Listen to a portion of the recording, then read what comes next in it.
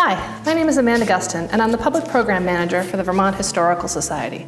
Today I'm going to be talking about a few objects from our collections related to politics.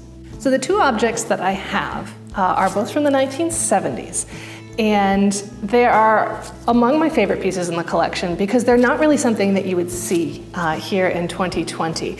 And what we have here are two campaign potholders. So this first one here is for Winston Prouty, who was U.S. Senator from Vermont from 1959 to 1971. Prouty held a number of political offices and was in the Senate for 12 years. Among his accomplishments as a senator were arguing for the District of Columbia to have a delegate in the United States Congress, and also working on a number of education bills. So this campaign potholder says, "Re-elect Prouty U.S. Senator," and it says, "integrity and experienced," and it was paid for by the Senator Prouty Campaign Committee out of Montpelier, Vermont.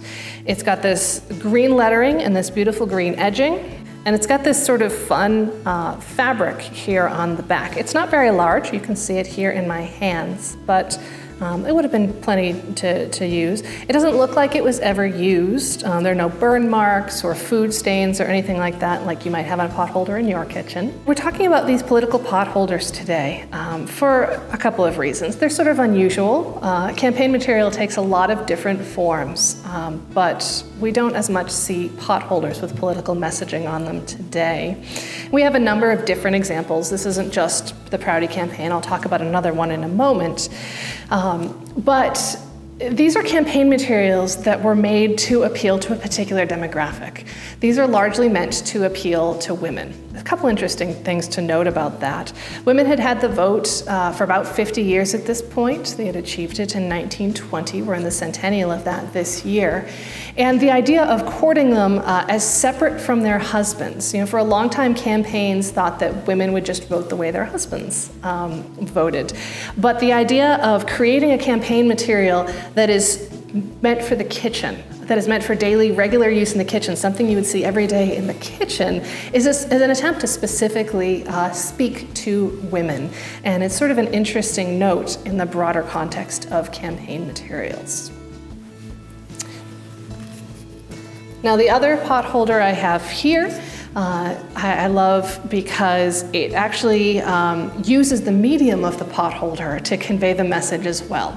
This is a potholder put out by Jim Jeffords for Attorney General of the state of Vermont, and it has the slogan, "Don't get burned with experience, let Jeffords handle the hot issues."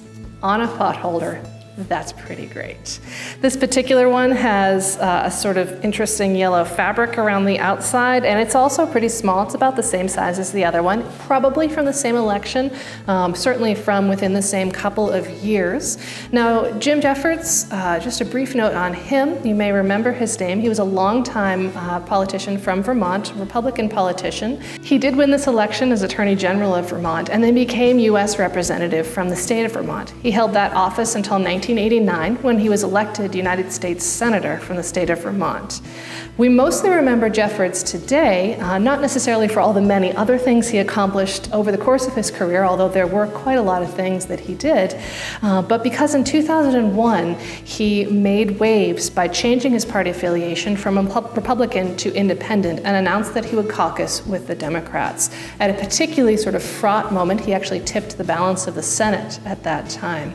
Jeffords retired from office in 2008 and passed away not that long afterwards. But he was a longtime public servant for the state of Vermont.